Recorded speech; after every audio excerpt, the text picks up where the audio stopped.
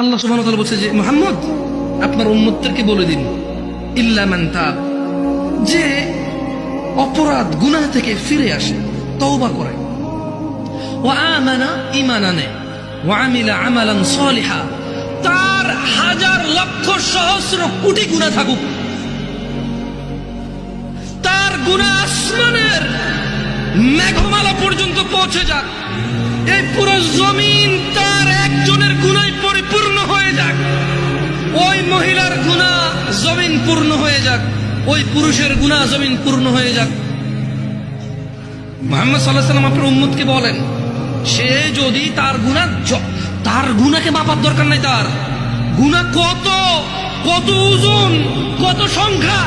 মাপার দরকার নাই, ওকে বলেন। এটা সূরা ফুরকানের আয়াত। আমি কোন হাদিস বলছি না যে আপনি জাল বলবেন, দঈফ বলবেন, মুনকার বলবেন, মওযু বলবেন, তর্ক বিতর্ক